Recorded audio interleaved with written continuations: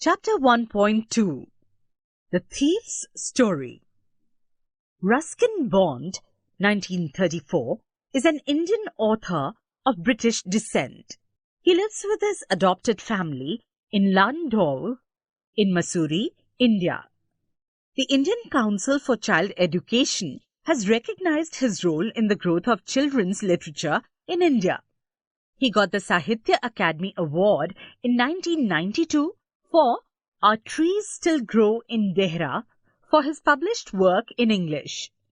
He was awarded the Padma Shri in 1999 and Padma Bhushan in 2014. Descent means origin. I was still a thief when I met Anil.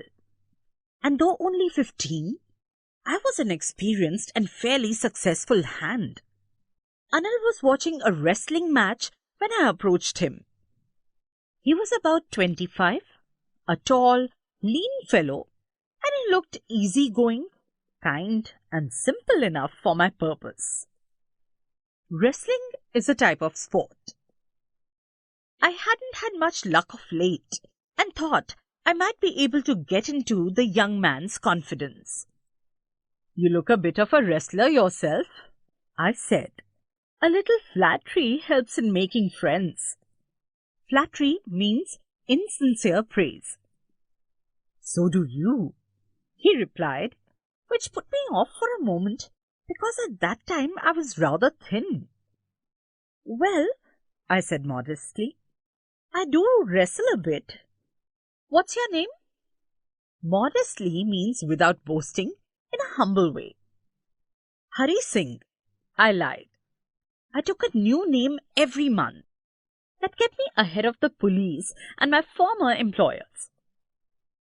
After that introduction, Anil talked about the well-oiled wrestlers who were grunting, lifting, and throwing each other about. Grunting means making low guttural sounds. I didn't have much to say. Anil walked away. I followed casually. Casually means in a relaxed way. "Hello again," he said. I gave him my most appealing smile. "I want to work for you," I said. Appealing means attention-getting or attractive. "But I can't pay you." I thought that over for a minute. Perhaps I had misjudged my man. Misjudged means to form wrong opinion or conclusion. I asked, "Can you feed me? Can you cook?" "I can cook." I lied again. "If you can cook, then maybe I can feed you." He took me to his room over the Jamna sweet shop and told me I could sleep on the balcony. But the meal I cooked that night must have been terrible because Anil gave it to a stray dog and told me to be off. Terrible means extremely horrible. Stray means homeless or a random animal. But I just hung around, smiling in my most appealing way, and he couldn't help laughing. Later, he patted me on the head and said, never mind, he'd teach me to cook. He also taught me to write my name and said he would soon teach me to write whole sentences and to add numbers. I was grateful.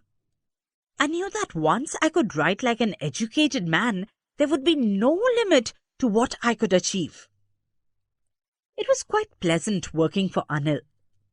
I made the tea in the morning and then would take my time buying the day's supplies, usually making a profit of about ₹1 a day. I think he knew I made a little money this way, but he did not seem to mind. Anil made money by fits and starts. He would borrow one week, lend the next. He kept worrying about his next check, but as soon as it arrived, he would go out and celebrate. It seems he wrote for magazines. A queer way to make a living. By fits and starts means in short, irregular intervals. A queer means strange. One evening, he came home with a small bundle of notes saying he had just sold a book to a publisher. At night, I saw him tuck the money under the mattress. Tuck means to fold. I had been working for Anil for almost a month, and apart from cheating on the shopping, had not done anything in my line of work. I had every opportunity for doing so. Anil had given me a key to the door, and I could come and go as I pleased. He was the most trusting person I had ever met. And that is why it was so difficult to rob him. It's easy to rob a greedy man because he can afford to be robbed. But it's difficult to rob a careless man. Sometimes he doesn't even notice he's been robbed, and that takes all the pleasure out of the work. Greedy man means selfish man. Well, it's time I did some real work, I told myself. I'm out of practice. And if I don't take the money, he'll only waste it on his friends. After all, he doesn't even pay me. Anil was asleep. A beam of moonlight stepped over the balcony and fell on the bed. I sat up on the floor, considering the situation. If I took the money, I could catch the 10:30 express to Lucknow. Slipping out of the blanket, I crept up to the bed. Crept up means moved slowly and carefully. Anil was sleeping peacefully. His face was clear and unlined. Even I had no marks on my face, though mine were mostly scars. Unlined means showing no sign of worry or anxiety. My hand slid under the mattress, searching for the notes. When I found them, I drew them out without a sound. Anil sighed in his sleep and turned on his side towards me. Sighed means a long breath out. I was startled and quickly crawled out of the room. Startled means scared. Crawled means drag hands and knees along the ground. When I was on the road, I began to run. I had the notes at my waist, held there by the string of my pajamas. I slowed down to a walk and counted the notes. 600 rupees in 50s. I could live like an oil-rich Arab for a week or two. Oil-rich Arab means a rich Arabian man owning oil wells. When I reached the station, I did not stop at the ticket office. I had never bought a ticket in my life, but dashed straight to the platform. The Lucknow Express was just moving out. The train had still to pick up speed, and I should have been able to jump into one of the carriages, but I hesitated. For some reason I can't explain, and I lost the chance to get away. Carriage means a compartment of train. Hesitated means pause before doing. When the train had gone, I found myself standing alone on the deserted platform. I had no idea where to spend the night. I had no friends, believing that friends were more trouble than help. And I did not want to make anyone curious by staying at one of the small hotels near the station. The only person I knew really well was the man I had robbed. Leaving the station, I walked slowly through the bazaar. In my short career as a thief, I had made a study of men's faces when they had lost their goods. Greedy man showed fear. The rich man showed anger. The poor man showed acceptance. But I knew that Anil's face, when he discovered the theft, would show only a touch of sadness. Not for the loss of money, but for the loss of trust. I found myself in the Maidan and sat down on a bench. The night was chilly. It was early November, and a light drizzle added to my discomfort. Drizzle means raining lightly. Soon it was raining quite heavily. My shirt and pajamas stuck to my skin, and a cold wind blew the rain across my face. I went back to the bazaar and sat down in the shelter of the clock tower. The clock showed midnight. I felt for the notes. They were damp from the rain. Damp means wet or moist. Anil's money.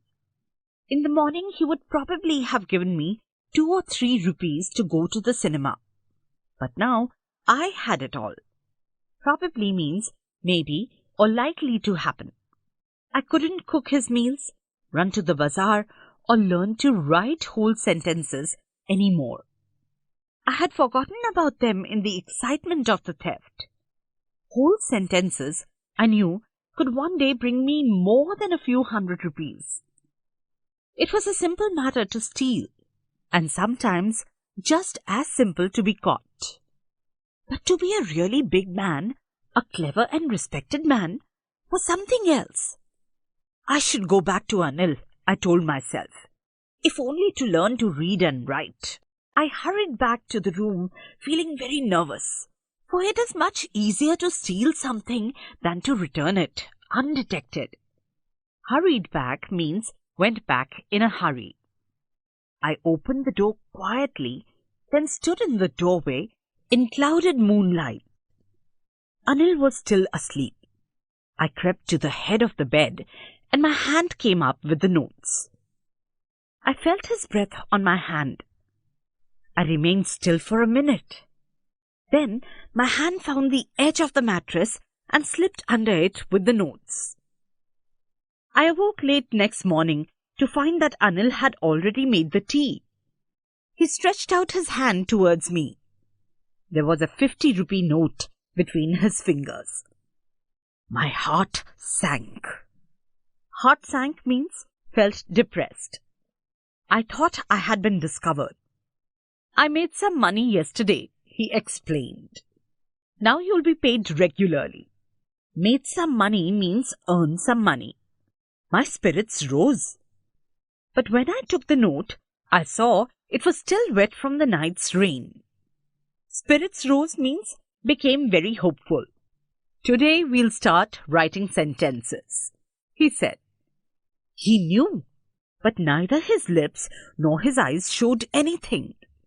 I smiled at Anil in my most appealing way, and the smile came by itself without any effort.